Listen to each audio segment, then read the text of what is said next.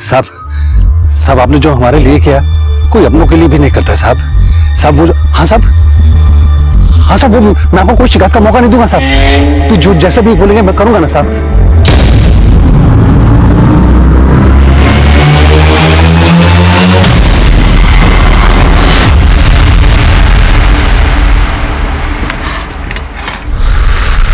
अरे relax relax, chill. Hello, अरे हम प्रैक्टिस करते रहेंगे तो हो जाएगा। Practice makes a man perfect. देखिए, इतनी मुश्किलों से तो हम आपके नजदीक आए हैं। अब आपका ये खेल कहीं हमें फिर से जुदा ना कर दे। अरे तो हम थोड़ा ना मरेंगे, अरे वो जो हमारे साथ आएगा ना वो मरेगा। तुम खाली पीछे से आना और फिर उसके बाद हम देख लेंगे। प्रभात जी, नहीं नहीं, हमें समझ नहीं आ रहा प्रभात जी। अरे बिना के लिए किसी का मर्डर करना, हम इसमें आपका साथ नहीं दे सकते, हमसे नहीं हो सकता। हम ऐसा नहीं करेंगे तो हम रास्ते पे आ जाएंगे, और तुम मेरी मदद नहीं करोगे तो कौन मदद करेगा मेरी?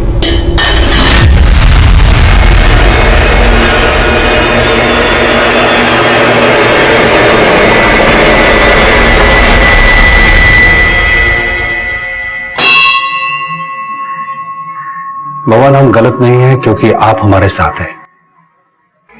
आप मेरे साथ हैं ना?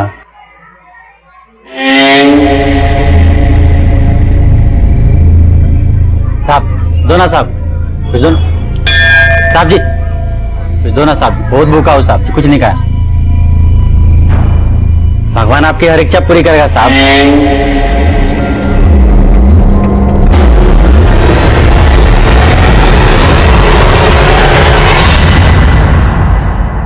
प्रॉब्लम सैंडल में नहीं मैडम, एक नंबर का आइटम है। अब इतना आप हिलडुल के चलेंगे तो सैंडल तो टूटेगा ना मैडम।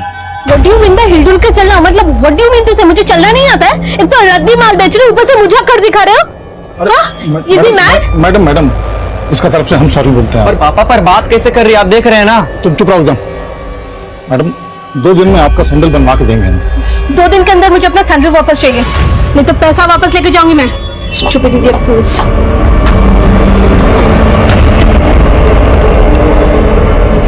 भैया जरा सो समझाइए, कस्टमर से ऐसे बात करेगा, ये ऐसे पेश आएगा? तो आप समझा रहे हैं उसे, सुबह से माथा खराब करके रखा इसने। आप खड़े क्या हो? चाय बोलो चाचा के लिए। घनश्याम जी भैया, जाओ जाके चाचा की चाय लेकर आओ। तुमको बोला ना, तुमने क्या?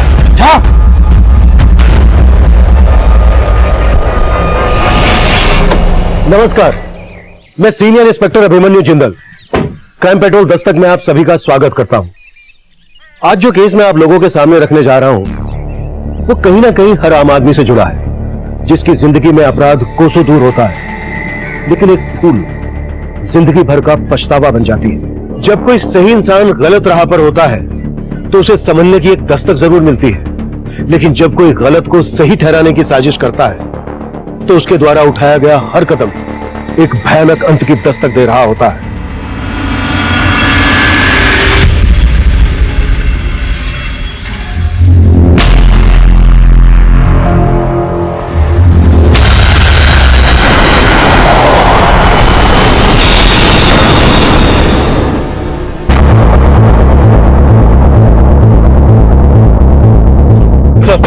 सर, इस आदमी का एक्सीडेंट हुआ है। किसी ने कुछ विटनेस किया? किसने उड़ाया इसको? नहीं सर, किसी को कुछ भी मालूम नहीं। सर, लोगों ने सुबह यहाँ इसकी लाश पड़ी हुई देखी। हो सकता है इसका एक्सीडेंट रात में हुआ हो। पाड़े आसपास कोई सीसीटीवी? नहीं सर। इसके पास से कोई आईडी मिला?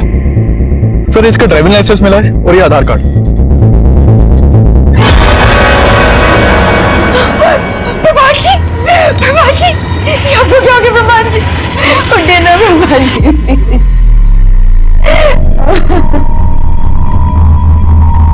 प्रभात रात को 11 बजे दुकान से निकला था, तो देर रात फोन आया गायत्री का कि वो घर नहीं पहुंचा।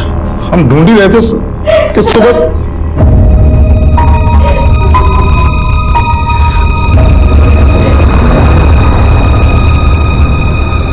देखिए, लग तो ऐसा रहा है कि हिट एंड रन का केस है। पोस्टमार्टम के बाद बॉडी आपको सौंप दी जाएगी।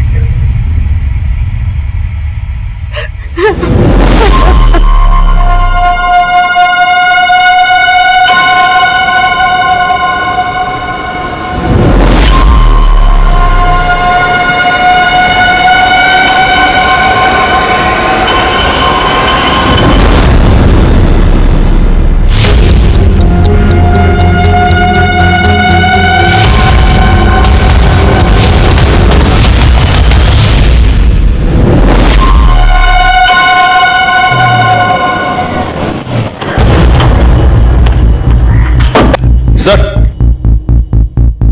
16 मार्च को जो एक्सीडेंट का केस आया था उसके विक्टिम प्रभात की पोस्टमार्टम रिपोर्ट आ गई। देखने से तो लग रहा था कि एक्सीडेंट होगा, पर रिपोर्ट के मुताबिक प्रभात का मर्डर हुआ था। मर्डर?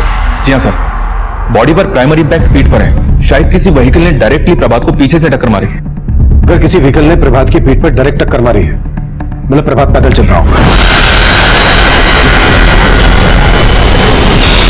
और cause of death head injury है। पहले प्रभात के सर पर किसी ब्लंट चीज से वार किया गया और फिर उसके सर को टायर से क्रश कर दिया गया और फिर बाइक को वहीं गिराकर क्राइम सीन क्रिएट किया गया, क्योंकि सर उसकी बाइक पर ऐसा कोई डेंट नहीं मिला जो ये साबित कर सके कि किसी गाड़ी ने उसकी बाइक को पीछे से टक्कर मारी।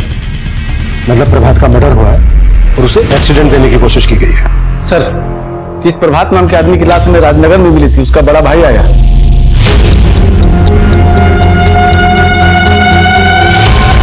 शास्त्री जी, शास्त्री जी। अरे गायत्री जी, आप यहाँ? शास्त्री जी, मैं आपसे मिलने आ रही थी। वो कहा ना, ऑफिस में तो आप मिलते नहीं है। अच्छा, बस हमको ये जानना था कि प्रभात जी के बीमा का पैसा कब तक मिलेगा? देखिए गायत्री जी, जब तक पुलिस से हमें ये सर्टिफिकेट नहीं मिल जाता कि प्रभात की मौत एक्सीडेंट की वजह से ही हुई थी, तब तक आपको वेट करना होगा। सर, हमको समझ नहीं आ रहा है कि कैसे कहें, हमको बहुत अजीब सा लग रहा है सर। देखिए, आपको जो भी कहना है आप बेझिझक होकर कहिए। सर, हमको लगता है कि वो लाश प्रभात का था ही नहीं सर। लेकिन सौरभ जी, बॉडी की शिनाख्त खुद आपने और प्रभात की बीवी ने की थी। सब हमने नहीं की थी सर, गायत्री ने की थी सर। अगर आपको डाउट था तो ये बात आपने हमसे पहले क्यों नहीं कही? सर, गायत्री ने अचानक से इतना कुछ कह दिया सर, वहां कुछ कह नहीं पाए और बाद में हमने बात करने की कोशिश किया तो अजीब सा रवैया था सर उसका। जी भैया, आप प्रभात जी की आत्मा शांति की प्रार्थना की जगह कुछ भी बोले जा रहे हैं। लाश का चेहरा इतना बिगड़ा हुआ था और एकदम से मान लिया तुमने कि वो प्रभात है। कहना क्या चाहते हैं? हाँ, हम अपने पति को नहीं पहचानेंगे। सर, गायत्री उल्टा हमें सुनाने लगी सर, तो हमको लगा कि आप लोगों से ये बात छुपाना नहीं चाहिए सर। मर्डर? प्रभात जी का मर्डर हुआ? मर्डर हुआ है, लेकिन आपके जेठ सौरभ का कहना है कि जिस लाश की आपने शिनाख्त की थी वो आपके पति प्रभात की नहीं थी। वो तो हमको भी पहले यही बोल रहे थे, लेकिन साहब ये मर्डर का सुन के ना हमको हमारे जेठ जी पे शक हो एक गया। मिनट। अब कहना क्या चाह रहे हैं, साफ साफ बताएंगे? प्रभात जी को जरूर हमारे जेठ और उनके बेटे जितेंद्र ने मारा है। ये सब बोल के कि वो लाश हमारे पति की नहीं है, आपको भटका रहे हैं, कहानियां बना रहे हैं ताकि आप उन पे शक ना करें। वजह? मेरा मतलब, किस मकसद के लिए वो आपके पति प्रभात को मारेंगे? साहब, बाप बेटे दोनों की नजर थी प्रभात जी की दुकान पे। साहब, हम आपको बता रहे हैं कि उन दोनों की नीयत बिल्कुल अच्छी नहीं है। पर ये नीयत में खोट निकाल के ये गायत्री को गेम कर रही है सर। हाँ साहब, हमें तो ये नहीं समझ में आ रहा कि चाची अचानक से हम पे ऐसा आरोप क्यों लगा रही है। हम बता रहे हैं सर, गायत्री कोई गेम कर रही है। सर, डेड बॉडी से जो कपड़े मिले थे वो प्रभात के ही थे और क्राइम सीन से जो बाइक मिली थी वो भी प्रभात की थी। चक्कर को समझ में नहीं आ रहा है, सौरभ की बात सही है या गायत्री का आरोप? सिंह, सबसे पहले लाश का डीएनए मैच करवाओ प्रभात के बेटे कमल के साथ। प्रभात की फैमिली और बिजनेस दोनों से जुड़ी हर बात पता करो। हमें दोनों पॉसिबिलिटीज पर काम करना है। क्या प्रभात का वाकई में मर्डर हुआ है? और अगर प्रभात का वाकई में मर्डर हुआ है तो ये एक साजिश है। तो इस साजिश का मकसद क्या हो सकता है?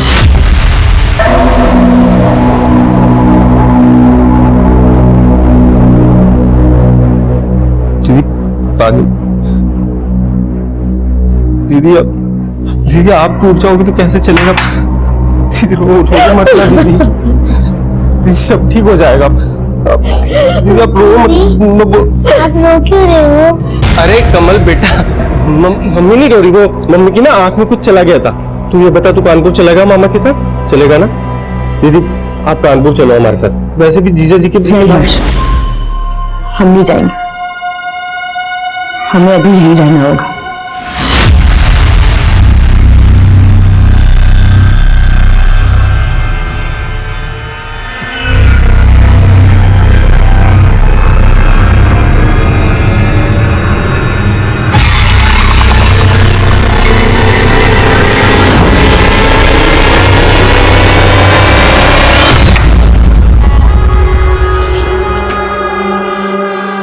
गायत्री मुझे लगता है सौरभ भैया को प्रभात की प्लानिंग की भनक लग गई है, इसलिए उन्होंने पुलिस को भड़काया। हम भी बाप बेटे की सारी पुलपट्टी खोल दी है पुलिस के सामने। हाँ, पर मामला और बिगड़ जाए। तुम इससे पहले इंश्योरेंस के 35 लाख निकाल लो। कैसे निकाले? वो लोग तो वो पुलिस से सर्टिफिकेट? हाँ, सर्टिफिकेट का इंतजार कर रहे हैं और इधर जेठ जी ने पुलिस को भड़का दिया है। इंश्योरेंस कंपनी में एक आदमी है हमारी पहचान का, कुछ ले दे के काम हो सकता है। अरे किसका फोन आ रहा है बार बार? अरे वो हमारे ऑफिस से एक फोन। इस विनायक ने भी ना लटका रखा है।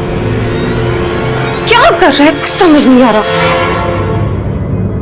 ए, अरे क्या ही बच्चों का जूता लगा रखे हुए यहाँ पे, निकालो ये सब। यहाँ पे सिर्फ आज के बाद फॉर्मल शूज रहेगा, बता दे रहे हैं। लेकिन प्रभात साहब तो बोले थे कि अरे प्रभात सर बस करो प्रभात सर। चच्चा को धंधा करने नहीं आता था, अब धंधा कैसे होता है पापा बताएंगे तुमको। ए, अपने बाप का माल समझे हो क्या? चल क्या रहा है यहाँ पे? नहीं हमें आप यहाँ कैसे बैठे हुए हैं? क्यों? अब तुम बैठोगे गल्ले पे क्या? नहीं, हम नहीं बैठेंगे। घनश्याम तुम बैठोगे। इधर आओ घनश्याम, आज से तुम गल्ले पे बैठोगे और रोज हमें हिसाब दोगे, समझे तुम? जी जी मैम।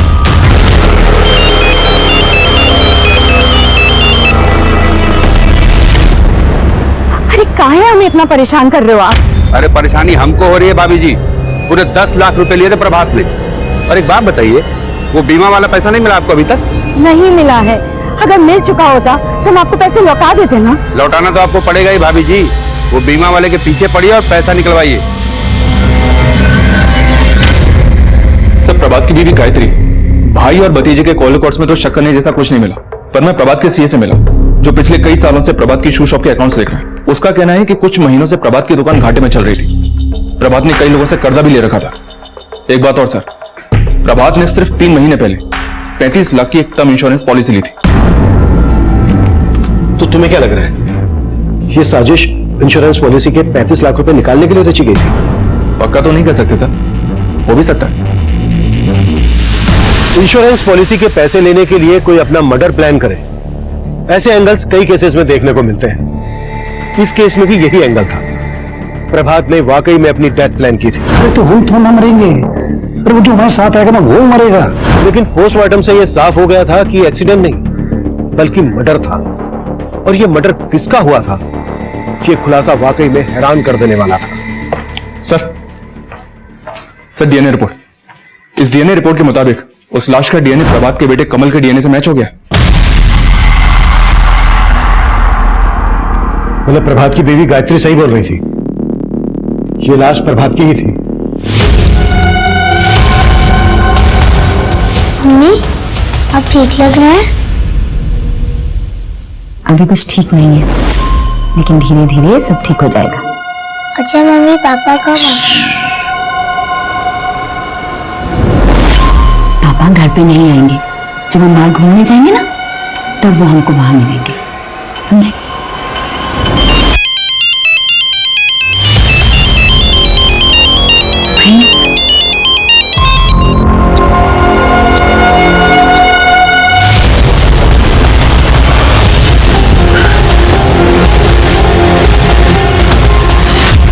गायत्री जी माफी चाहूंगा, हमने आप पर शक किया।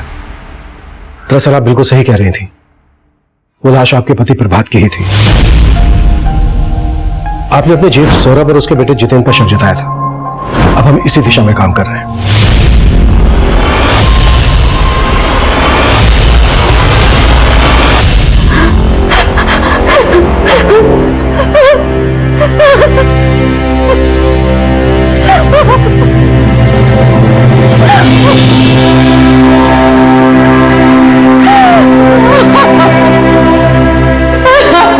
क्या हुआ मम्मी, अब रो क्यों रही है? अब कोई भी नहीं है यहाँ।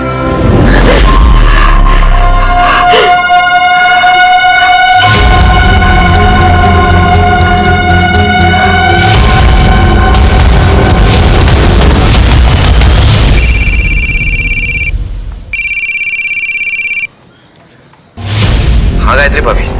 हमको मिलना है तुमसे।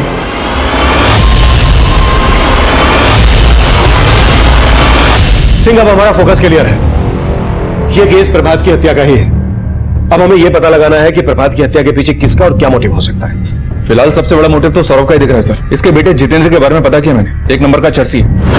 6 महीने पहले प्रभात ने सौरभ और जितेंद्र को नौकरी दी, तभी से प्रभात की दुकान घाटे में जा रही थी, पता किया मैंने। हो सकता है सर दोनों बाप बेटे मिलकर दुकान में घपला कर रहे हो। इस बात का पता प्रभात को चल गया और दोनों ने मिलकर प्रभात का गेम बजा दिया। सिंह, एक काम करो, बुलाओ बाप बेटे को। Sir, Jitendra Tiwari son of Saurabh Tiwari, तुम दोनों का गेम ठीक से समझ में नहीं आ रहा है मेरे। तूने कहा कि वो लाश प्रभात की नहीं थी, जबकि वो लाश प्रभात की ही थी। तेरे कपड़े का सारा चिट्ठा है मेरे पास। अब अगर तुम लोगों ने तनिक भी चालाकी की ना तो यही। नहीं सर, हम बता रहे हैं आपको। सर, हम कह रहे हैं सर, ये चालाकी गायत्री ने की और करा रहा है सब विनायक। वो विनायक बहुत ही पहुंची हुई चीज है। चाची के साथ उसका चक्कर भी चल रहा है साहब। सर, हमारा लड़का निकम्मा है लेकिन झूठा नहीं है सर। इसने अपनी आंखों से उन दोनों को खुद देखा है एक साथ में। क्या साहब, आप पता लगाएंगे तो खुद ही पता लग जाएगा साहब कि वो दोनों के बीच में क्या चक्कर चल रहा है साहब।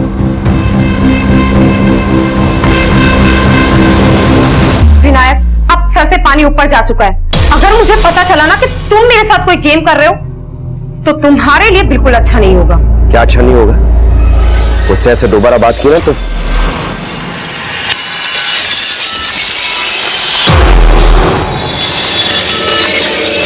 गायत्री भाभी, हमें लग रहा है पुलिस झूठ बोल रही है।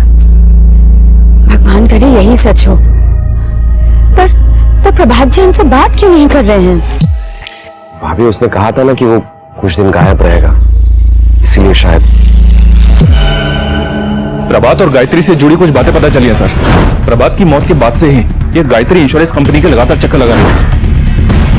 लेकिन जैसे इंश्योरेंस कंपनी को पता चला कि प्रभात का एक्सीडेंट नहीं उसका मर्डर हुआ था, इंश्योरेंस कंपनी ने गायत्री के क्लेम को होल्ड पर रख दिया। एक और बात पता चले सर, ये विनायक इंश्योरेंस कंपनी के किसी अंदर के आदमी को जानता है जिसको इसने शायद रिश्वत भी ऑफर की थी। इंश्योरेंस कंपनी में एक आदमी है हमारी पहचान का, कुछ ले दे के काम हो सकता है। साले गल्ले पे बैठा है साला वो। चाची चाहे जो बोले पर ये दुकान ना मेरा हमारा पप्पा का है। पगला गए हो क्या तुम? पगला गए हो? क्या पकड़ा? बकवास कर रहा है। तुम लोग उसका बात को दिल पे मत लेना, फालतू को पकता ही। आप लोग बैठो, दिखाओ सामान। चल चल दिखाओ वहां पे। क्या कर रहे हो? ज्यादा चढ़ा लिया हो क्या? दिमाग को सही रखो, अपना पैर पे कुल्हाड़ी मत मारो। तो जानते नहीं पुलिस हमारा पीछा कर रही है। चलो चलो हमारे साथ चलो। जीवन, प्रभात साहब गलती की उन दोनों को यहां लाके। हमको तो लगता है कि उनको इन्हीं लोगों ने खत्म किया है।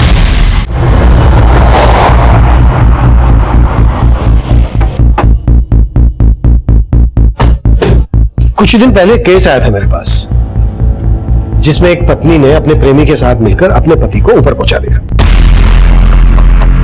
आप ये सब बोलकर साबित क्या करना चाहते हैं हमें? वही जो आपने समझा, आपके और विनायक के बीच। देखिए, आप एक पतिव्रता पे शक करके ठीक नहीं कर रहे हैं। सर, प्रभात मेरा बहुत अच्छा दोस्त था, इसीलिए मैं गायत्री भाभी को मिलता रहता हूँ, और उनको यहाँ संभालने वाला भी कोई नहीं है। और गायत्री को संभालते संभालते तूने प्रभात का मजाक बना के रख दिया आपने प्रभात जी की मौत का। पहले बोले कि बॉडी उनकी नहीं है, फिर आगे बोले कि बॉडी उन्हीं की है, और अब आप सोच रहे हैं कि हम खुद ही मार दिए अपने पति को। अगर नहीं तो प्रभात की मौत के तुरंत बाद इंश्योरेंस पॉलिसी के पैसे लेने की इतनी जल्दी क्या थी आपको?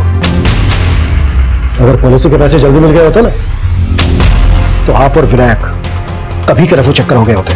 आप कुछ भी सोच रहे हैं सर। ए विनायक, चुप बिल्कुल। इंश्योरेंस का पैसा लेने के लिए जो हथकंडे तू अपना रहा है ना, वो सब पता है मैं। कैसे हथकंडे सर? मैं तो बस चाहता था कि गायत्री भाभी को इंश्योरेंस के पैसे जल्द से जल्द मिल जाए। आपको उसकी फाइनेंशियल हालत का अंदाजा भी है? अंदाजा है हमें, और सब समझ भी रहे। सब गलत समझ रहे हैं साहब, आप सब गलत समझ रहे। एक तरफ आप पीछे पड़े और दूसरी तरफ वो प्रेम हमारे पीछे पड़ा रहता है। ये प्रेम कौन है? जी वो प्रभात जी ने 10 लाख रुपए ब्याज पर लिए थे प्रेम से। उनकी मौत के बाद उस प्रेम ने जीना आराम कर दिया हमारा। लौटाना तो आपको पड़ेगा ही भाभी जी। वो बीमा वाले के पीछे पड़िए और पैसा निकलवाइए। इस प्रेम को पहले से पता था कि प्रभात ने 35 लाख रुपए का बीमा लेकर रखा था अपना। अब साहब वो बोल रहा है तो उसे पता ही होगा। शायद प्रभात जी ने बताया हो उसे। हाँ तो क्या हुआ पैसों करे हैं? भगवान से एक मिनट जबरदस्ती उठवा लाया आप हमको यहाँ पे। अरे सर ये तरीका है क्या? सीधा मुद्दे पे आ, मुद्दे पे। सर माना कि प्रभात पैसे देने की स्थिति में नहीं था, लेकिन हमने कभी उसको धमकी नहीं दी सर। सीधा मार दिया। लेनदार को मार के हम अपना पैसा डुबवाएंगे सर। तुझे पहले से पता था ना कि प्रभात की 35 लाख रुपए की इंश्योरेंस पॉलिसी थी। उसके मरने के बाद वो 35 लाख रुपए उसकी बीवी को मिलते। वो उन्हीं पैसों में से तू अपने 10 लाख रुपए वसूल करने की सोच रहा है उसकी बीवी से। ऐसा कुछ नहीं है सर, बल्कि उनकी पत्नी को तो हमने डेडलाइन दिया था 3 महीने का। इसी तरह की डेडलाइन तुम्हें 15 मार्च तक की प्रभात को दी थी, और 15 मार्च तक जो वो अपने पैसे नहीं चुका पाया तो 16 मार्च को तूने उसका मर्डर कर दिया। सर आप हम पे खामोखा शक कर रहे हैं। उस दिन हम घर पे थे, मैच देख रहे थे, हमारा कॉल रिकॉर्ड निकल लिया, चेक करिए सर। तो मुझे मेरा काम मत सिखा, और शक तो हम तुझ पे करेंगे, और अगर कुछ भी मिला ना तेरे खिलाफ तो उसका तुझे ब्याज चुकाना पड़ेगा। और अगर हमें बिना इन्फॉर्म किए शहर से बाहर गया तो तेरा असल सूद सब बराबर कर देंगे। चल निकल चल। इसको जाने क्यों दिया सर?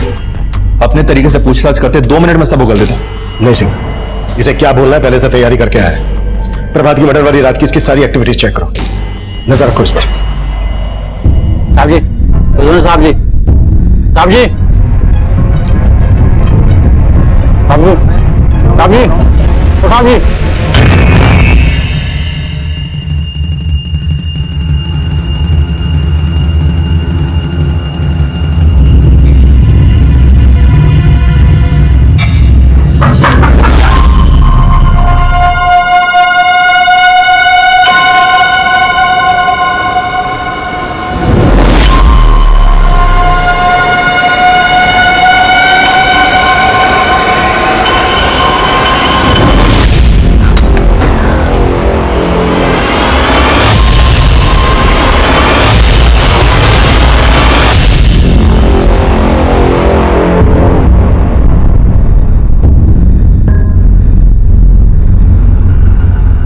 सर दुकान के एक सप्लायर का पेमेंट करना था, तो सुबह दुकान जाने से पहले हम गायत्री के पास पेमेंट का बात करने गए सर। वहां पहुंचे तो देखे ताला लगा हुआ है सर।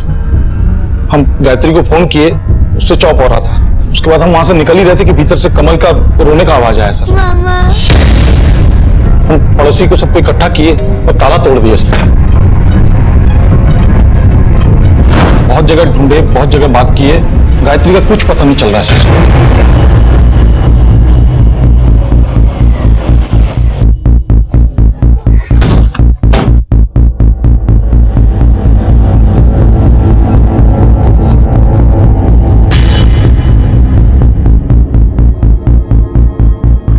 कमल बेटा एक बात बताओ, रात को मम्मी से कोई मिलने आया था? आपने कुछ देखा, कुछ सुना?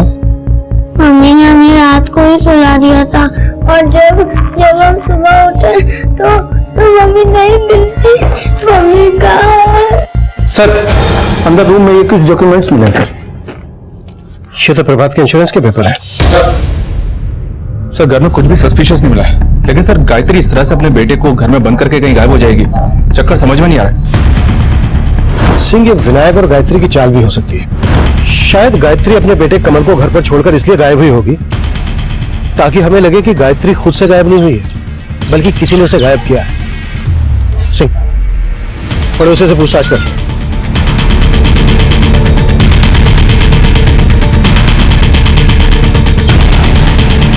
सर हमने रात को तो यहाँ से किसी को आते जाते नहीं देखा, लेकिन आज सुबह जब हम बाजार से घर जा रहे थे तो देखा कि गायत्री के चेटियां घर के बाहर सबको इकट्ठा कर रहे थे। हम वहां पहुंचे तो पता चला कि कमल अंदर बंद है और बाहर से ताला लगा है, मगर फिर गायत्री के चेट ने पत्थर मार के ताला तोड़ दिया। Thank you sir. पांडे ने गायत्री के कॉल रिकॉर्ड चेक किया। गायत्री को लास्ट कॉल रात को 10 बजे उसके भाई हर्ष ने किया था। फिर गायत्री का फोन ट्रैवल हुआ प्रभात की दुकान वाली एरिया की तरफ। फिर उसी एरिया में तकरीबन रात को 1 बजे गायत्री का फोन स्विच ऑफ हो गया। रात के 1 बजे गायत्री अपनी मर्जी से तो उस एरिया में जाएगी नहीं। सिंह, उस एरिया का डम डेटा स्टडी करो, देखो उसमें कोई सस्पिशियस नंबर मिलता है क्या। और कल रात गायत्री के भाई हर्ष ने गायत्री को फोन किया था, बुला उसको। तब तक सौरभ से बात करते हैं। सर आप हम पे शक कर रहे हैं, हम आपकी मदद कर रहे हैं सर। हम बच्चे को लेके आपके पास आए और आप बताइए सर, रात को 1 बजे हम दुकान पे क्या करेंगे? हम टाइम से सो जाते हैं, चाहे तो पता कर लीजिए आप। हमें क्या क्या पता करना है और क्या क्या नहीं करना है वो हम पता कर लेंगे। फिलहाल हमें यह पता है कि गायत्री का फोन दुकान वाले एरिया में रात के 1 बजे तक एक्टिव था। तुम उसी दुकान पे काम करते हो ना? हाँ सर, काम करते हैं लेकिन 24 घंटे वहां थोड़ी रहते हैं सर। वो जीवन और घनश्याम रात को वहीं सोते हैं सर। अगर गायत्री रात को 1 बजे गई होगी तो उनसे जरूर मिली होगी सर, पता करिए सर आप। सर ये सौरभ अपना बैकअप प्लान तैयार रखता है, लेकिन यह भी तो हो सकता है कि इस बार ये सच बोल रहा हूं। इन जीवन और घनश्याम को उठा लाओ। सर गायत्री का भाई हर्ष आ गया है। सर हमारी दीदी कमल को रात को अकेला छोड़ के कहीं जा ही नहीं सकती सर। आप पता तो कीजिए, जरूर कोई गेम कर रहा है। तुम्हारी दीदी को कल रात 10:15 बजे तुमने फोन किया था, तब कहां थे तुम? कानपुर में सर। जीजा जी के मर्डर के बाद से हम रोजाना दीदी को फोन करते हैं। कल रात को बात क्या हुई थी तुम्हारी गायत्री से? हाँ हर्ष बोलो। दीदी अपना अकाउंट नंबर SMS कर दीजिए। क्यों? वो कुछ पैसे ट्रांसफर करने हैं आपको। नहीं हर्ष, तुम चिंता मत करो, हम संभाल लेंगे। सर हमारी दीदी बहुत स्वाभिमानी है, हमारी तो कभी मदद ही नहीं लेती। अच्छा, जब तुम्हारी कल रात बात हुई तुम्हारी दीदी से तो तुम्हें कुछ खटका, तुमने कुछ नोटिस किया, कुछ अजीब लगा तुम्हें? सर उनकी आवाज से ऐसे ही लग रहा था कि वो बहुत परेशान थी। कुछ बताया गायत्री ने, क्यों परेशान थी वो? सर हमने पूछा उनसे, लेकिन उन्होंने कुछ भी नहीं बताया।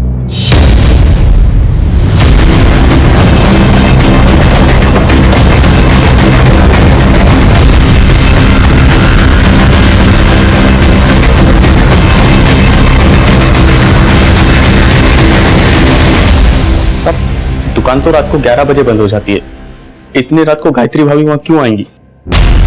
गायत्री का फोन वहीं दुकान के एरिया में बंद हुआ था और तुम दोनों दुकान पर ही सोते हो। अगर कुछ भी छुपा रहे हो, कुछ भी, तो अभी बता दो, नहीं तो यही काट दो। सर हम कुछ नहीं छिपा रहे हैं सर। माना कि हम सोते हैं दुकान में, लेकिन जितेंद्र भी तो आए दिन दुकान में आता रहता है ना जी। हाँ साहब, वो रोज रात को दुकान में आके नशा करता है। वो कल रात को भी 1 बजे के करीब आया था और फिर वो चला गया, लेकिन गायत्री भाभी को वहां नहीं देखा हम लोगों ने। सर गायत्री के घर के आसपास के एरिया का डम डेटा चेक किया। जिस रात गायत्री गायब हुई तब वहां विनायक का नंबर एक्टिव था और विनायक के नंबर से प्रभात के नाम पे रजिस्टर्ड एक दूसरे नंबर पे कॉल किया गया था। प्रभात का दूसरा नंबर? जी हाँ सर, यह नंबर चेन्नई में एक्टिव था लेकिन अब बंद है। चेन्नई में प्रभात का दूसरा नंबर कौन यूज कर रहा होगा? पता नहीं सर, कहानी को समझ में नहीं आ रही। सब समझ में आएगा सिंह।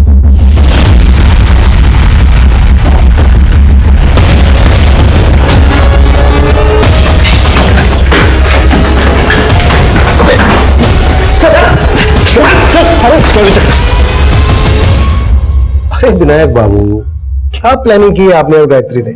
Sir planning? हमने ऐसी कोई प्लानिंग नहीं की थी सर।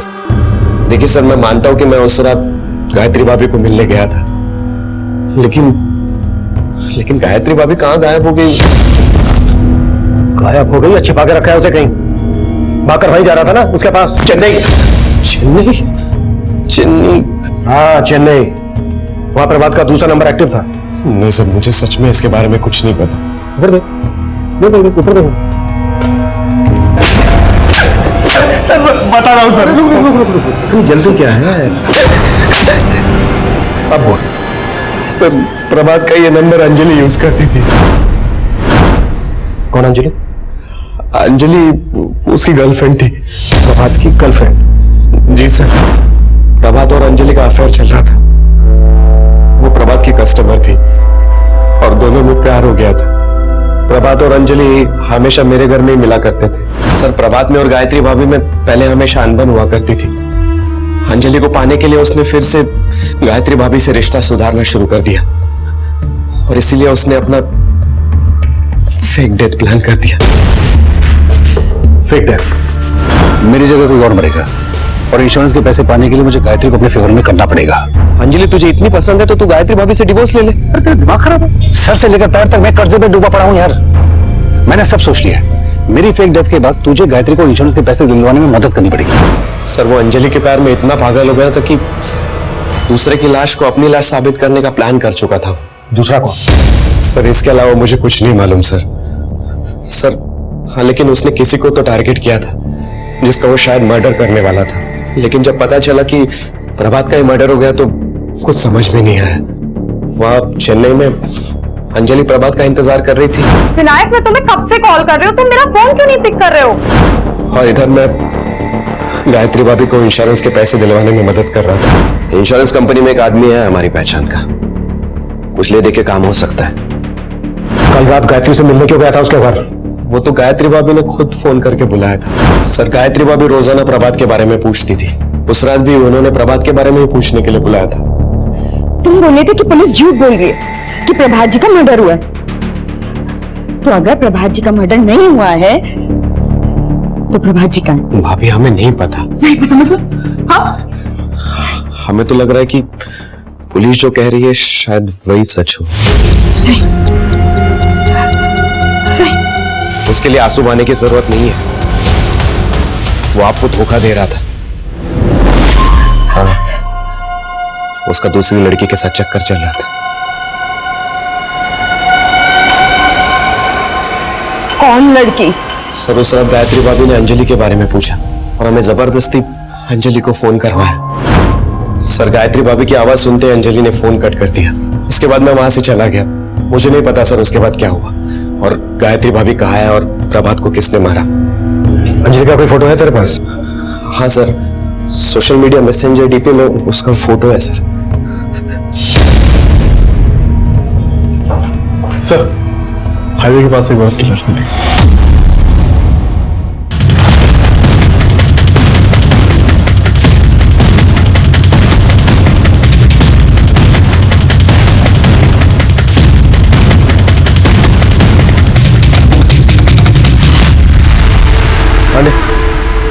बॉडी पोस्टमार्टम के लिए भेजो और देखो आसपास कुछ मिलता है क्या। सर गायत्री का फोन बंद होता है प्रभात की दुकान के एरिया में और लाश मिलती है वहां से 10 किलोमीटर दूर यहाँ हाईवे के पास।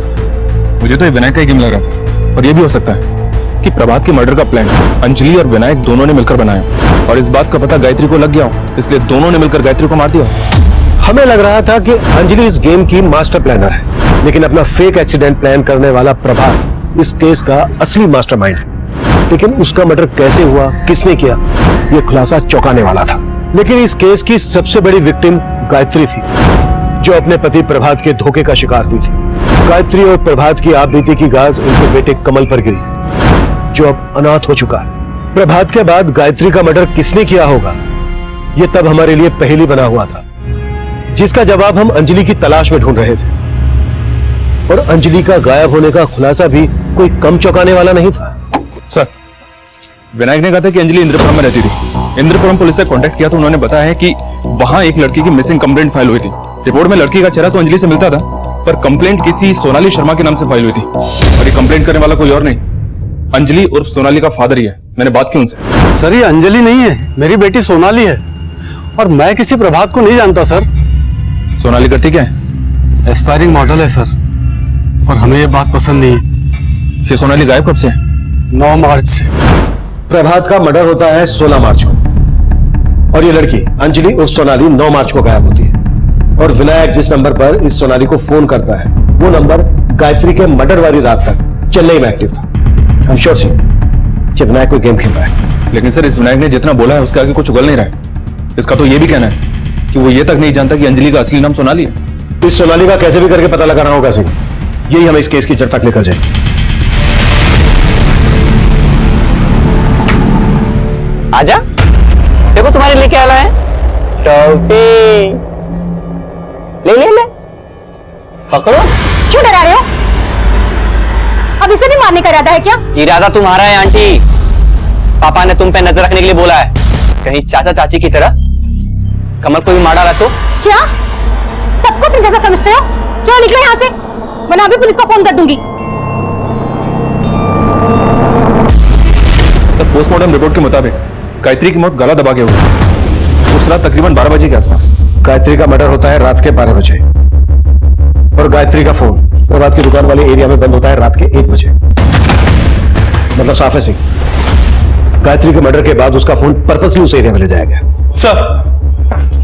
सर चेन्नई पुलिस ने सोनाली का पता लगा लिया है और उसे अरेस्ट भी कर लिया है। कल सुबह तक वो हमारी कस्टडी में होगी। गुड। सर ना मैंने प्रभात को मारा है और ना ही गायत्री को। सर मैंने कुछ नहीं किया। कुछ नहीं किया? नाम बदलकर एक शादीशुदा आदमी को अपने प्यार के जाल में फंसाया और उसे इतना बरगलाया कि वो अपनी सीधी सादी बीवी को छोड़कर तुम्हारे साथ भागने के लिए तैयार हो गया। बोलती है कुछ नहीं किया। और क्या क्या किया है? खुद बोलोगी या बुलवाए तुमसे? मीरा। सर मैं बता दूं, सर ये सब मैंने अपनी मर्जी से नहीं किया।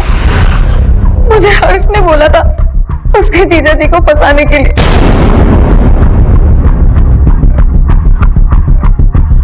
अमन बेटा क्या हुआ? चल आइसक्रीम खाने चलते। चल चल चल चल। और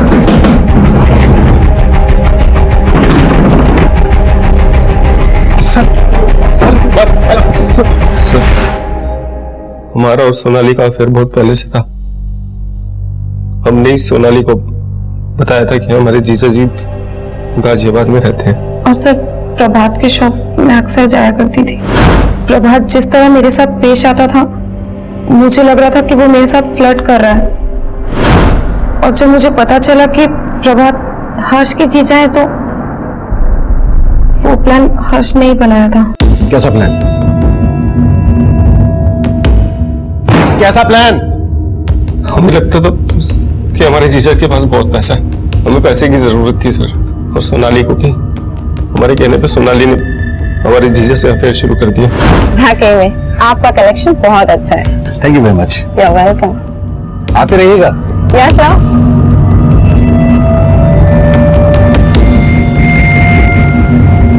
प्रभात ने मुझे फोन करने में जरा भी देरी नहीं की। तो प्रभात के घाटे और कर्ज लेने की वजह यह थी कि वो तुम पे पैसे उड़ा रहा था। हाँ सर, लेकिन प्रभात के फेक एक्सीडेंट का प्लान प्रभात ने खुद बनाया था। हमने उसका मर्डर नहीं किया। मैं तो तब चेन्नई में थी। लेकिन हर्ष यही था। जिस रात गायत्री का मर्डर हुआ उस रात तो कानपुर से यहाँ गाजियाबाद आया था। सब पता लगा लिया हमने। अब तो खुद बोलेगा या फिर? मानते हैं सर कि हमने अपनी दीदी को मारा सर, लेकिन अपने जीजा को हमने नहीं मारा सर। विनायक ने हमारी दीदी को सोनाली के बारे में सब कुछ बता दिया था। उस रात दीदी ने हमें फोन किया और सोनाली के बारे में बात करने लगी। तुम्हारे जीजा जी का कभी चक्कर चल रहा था, वो हमको धोखा दे रहे थे। क्या बोल रही है दीदी? ऐसा कुछ नहीं, आप बेवजह परेशान हो रही है। ऐसा ही है हर्ष। हमें विनायक ने बताया सब कुछ। कोई लड़की है अंजलि नाम की, चेन्नई में रहती है। हमें लगता है कि ये सब ना उसने ही किया। तुम्हें पता है हमने ना विनायक से उसका नंबर ले लिया। बस हम अभी के अभी जाके पुलिस को उसका नंबर दे देंगे। दीदी वो आप वो अंजलि की बात कर रही हो क्या? वो जो चेन्नई में रहती है? हाँ, और उसको तो हम जानते हैं दीदी। उसको तो आज हमने सुबह हाईवे पे देखा। दीदी आप एक काम करिए, आप हाईवे पे आ जाइए। हमने उसका घर देखा हुआ है। दीदी हमारी बातों में आ गई।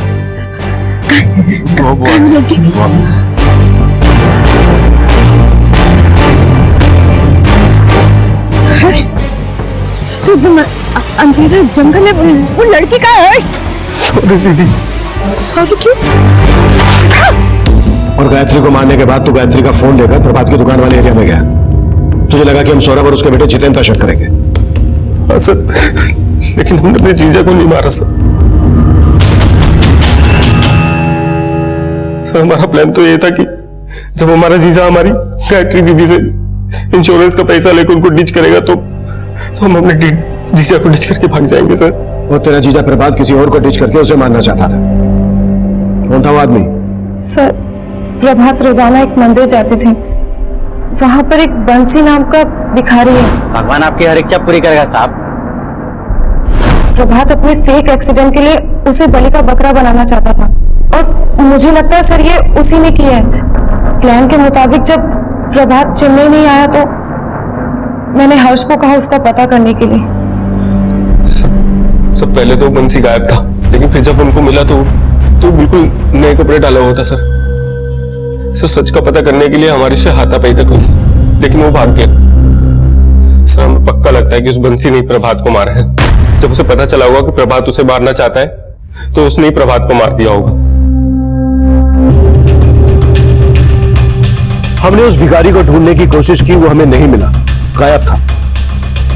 हमने उसके झोपड़े का पता लगाया तो हमें मालूम हुआ वहां उसने काफी पैसा छुपा कर रखा था। इससे पहले कि हम इन कड़ियों को ठीक से जोड़ पाते, हमें एक और चौंकाने वाली खबर मिली। सर, प्रतापनगर पुलिस को एक लाश मिली। लाश की शिनाख्त तो नहीं हो पाई, पर बंसी के स्केच से बहुत मैच करती है। इसकी बॉडी पर काफी ब्रांडेड कपड़े भी मिले। सिंह, इन कपड़ों पर जो टैग लगाया ना, इस टैग के बारकोड से यह पता लगाओ कि ये कपड़े कहां से बेचे गए और किसने खरीदे। Right sir. ये देखिए, नया माल दिखा रहे हैं आपको, फ्रेश एकदम।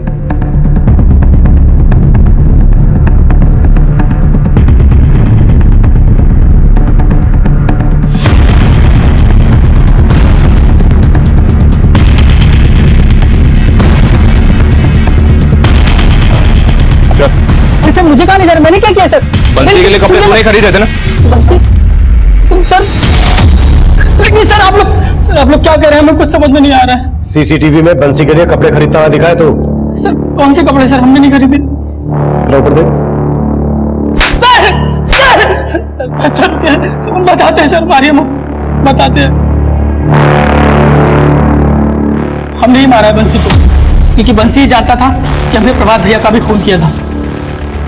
प्रभात को क्यों मारा? प्रभात भैया के गले से पैसे उस जितेंद्र ने चुराए और उन्होंने हम पर शक किया। लेकिन भैया हमने चोरी नहीं की भैया। साला जिस थाली में खाना खाते उसे भैया हमने नहीं चोरी की। भैया पीछे मत आओ, तू निकल यहाँ से। सर प्रभात भैया को उस समय तो यकीन नहीं हो रहा था, उन्हें उनकी गलती का एहसास हुआ और उन्होंने फिर से मुझे काम पर बुला लिया। जीवन, आई एम सॉरी भाई, वो बस कीजिए ना भैया, हम तो हमेशा आपको अपना बड़ा भैया ही मानते हैं। मैं अपनी बेइज्जती भूला नहीं था। प्रभात भैया को लगता था कि मैं उनके लिए कुछ भी कर सकता हूँ, इसलिए उन्होंने उस नकली एक्सीडेंट के प्लान में मुझे शामिल किया। प्रभात भैया ने मुझे कहा था कि वो बंसी को रास्ते पर लाएंगे और उसको टेम्पो के नीचे धक्का दे देंगे और मुझे उसे कुचलना था। प्रभात भैया का प्लान था कि बंसी के मर्डर को एक्सीडेंट दिखाया जाए, लेकिन मैंने प्रभात भैया के मर्डर को ही एक्सीडेंट दिखा दिया। बचा तो तू अब भी नहीं। बुरे काम का अंत हमेशा बुरा ही होता है, ये हम सब जानते हैं। अगर प्रभात ने उस वक्त गायत्री द्वारा दी गई दस्तक को महसूस किया होता, पीछे हट गया होता, तो शायद अंत इतना बुरा नहीं होता। दस्तक गायत्री को भी मिली थी, उसके पति का उसके साथ बर्ताव अच्छा नहीं था। अचानक से उसके पति का बर्ताव उसके साथ अच्छा हो जाना, इंश्योरेंस पॉलिसी के पैसे लेने के लिए षड्यंत्र रचना। लेकिन गायत्री इस दस्तक को महसूस नहीं कर पाई और गायत्री के साथ साथ इसका खामियाजा उसके बेटे कमल को भी उठाना पड़ा। कमल हमेशा के लिए अनाथ हो गया। अब मैं सीनियर इंस्पेक्टर अभिमन्यु जिंदल आपसे विदा लेता हूं। आपसे फिर मुलाकात होगी एक नए केस के साथ। देखते रहिए क्राइम पेट्रोल दस्तक। मकसद बताना नहीं, बचाना है। सर, एक नए केस की फाइल आई। इस तरह के और भी एपिसोड देखने के लिए हमारे चैनल को सब्सक्राइब करें और बेल आइकन दबाना ना भूलें।